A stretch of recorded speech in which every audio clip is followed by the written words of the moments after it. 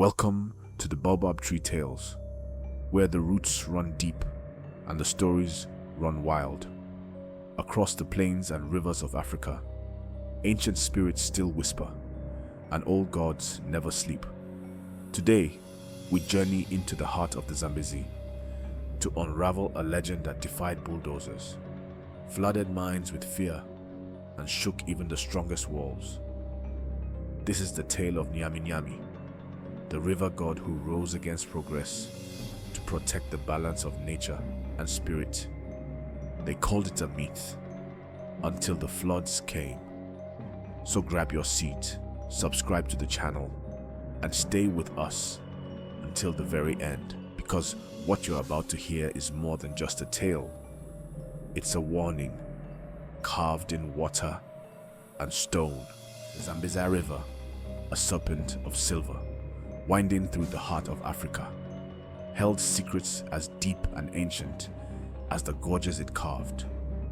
For the Tonga people, who had lived along its fertile banks for generations, the river was more than just a source of life. It was the domain of Nyaminyami, a powerful river god whose presence permeated their very existence.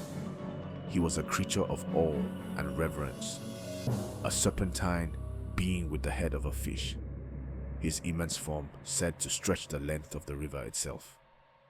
His wife, equally revered, resided in the waters downstream, their bond as vital and enduring as the Zambezi's flow. Their sacred home was the Kariba Gorge, a place of roaring waters and swelling mists, where the river sang ancient songs in its stone throat. The Tonga whispered of the Kariba Rock, a jagged, brooding formation said to be Nyaminyami's dwelling. They walked lightly around it, avoided disturbing its silence. They knew to anger Nyaminyamis was to stir a force older than civilization, one that could shake the earth and shatter the fragile threads of balance. The Tonga lived by the pulse of the river, fishing its depths, farming its banks, honoring it with rituals and stories passed from lips of old to ears of the young. They revered Nyaminyami, not just out of fear, but respect. He was protector and provider, fierce and fair. The elders spoke of his blessings in years of bounty and his fury in times of transgression. But then, one day, the silence of the river was broken. Strangers came, their talk sweet with promise, but their hands heavy with machines. They brought blueprints and bold ambitions to harness the river's power, to chain it for electricity, for cities far away. They did not see the spirit in the water. They saw potential profit. And in their calculations, the sacred gorge of Kariba was reduced to an obstacle, a perfect site for a dam. The Tonga watched in dismay as the land trembled under bulldozers and drills. The elders raised their voices in warning, their faces drawn with sorrow. They pleaded with the engineers, begging them to understand what would happen if Nyaminyami's domain was disturbed, if the river god was cut off from his beloved. But the builders scoffed at the legends of old, deaf to the drums of the past, blind to the rising signs. Then came the reckoning. The river, once steady and serene, became volatile. The rains were heavier, the floods more violent. Entire camps were swallowed by muddy waters. Workers were swept away by waves that rose from calm depths without warning. Cofferdams collapsed like sandcastles underfoot.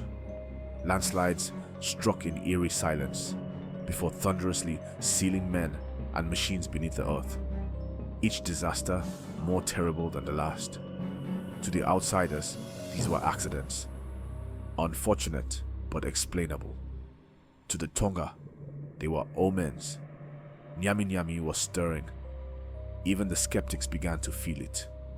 Whispers slithered through the camps, rumors of giant shadows moving beneath the water, of piercing eyes glowing just below the surface, of low, mournful bellows echoing through the canyon in the dead of night.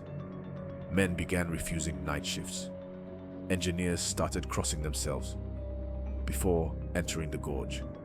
The myth was no longer a story. It was breathing. Then came the most harrowing event of all. A temporary dam meant to hold back the mighty Zambezi shattered like glass. The river surged with a roar that seemed to come from another world, swallowing steel and stone and flesh alike. Many lives were lost. The work halted. Silence fell over Kariba, the kind that follows when something ancient is listening. The engineers, desperate and haunted, turned to the Tonga elders. With weary eyes, the elders shared again what they had always known. Nyaminyami was furious. The dam was more than concrete. It was a wall that divided the god from his wife. The separation had torn at the river's soul, and now it screamed. The solution, they said, was respect, a gesture of humility. Following ancient rites, they offered a black calf, a sacred sacrifice, to the swirling waters. They released it with chants, letting the river take the plea down into its mysterious depths. And then, silence. The storms calmed, the waters stilled, and from the muddy riverbed, the bodies of the long-lost workers surfaced, whole and strangely preserved. Engineers stared in disbelief. Superstition? Coincidence? Or acknowledgement by the god? Work resumed, but with a quiet reverence. The dam was eventually completed, a towering monument of stone and steel, and perhaps unintended arrogance. It gave birth to Lake Kariba, swallowing the Tonga's ancestral lands, their sacred sites, their homes. The price of progress was steep, but the story does not end there. The Tonga believe Nyaminyami still waits beneath the surface of Lake Kariba, thrashing gently against the walls of his prison. His wife, separated by concrete, mourns him in the waters downstream. Earth tremors in the region, some subtle, others strong, are said to be his rage, his restless movements as he tries to break free. Some say he will return, that one day the dam will crumble under the surge not of water, but of divine power, and the Zambezi will flow wild and free again. That day, the Tonga say, balance will be restored. The tale of Nyaminyami is more than a legend. It is a river's memory. It is a people's truth. It is a warning that nature, though patient, does not forget. And gods, no matter how deeply buried, do not sleep forever. And so, the river flows on, calm on the surface, but deep beneath, the legend stirs. Nyaminyami waits, watching, dreaming of the day he'll rise again. If this story moved you, made you think, or sent a chill down your spine, don't forget to like, share and subscribe to the Baobab Tree Tales.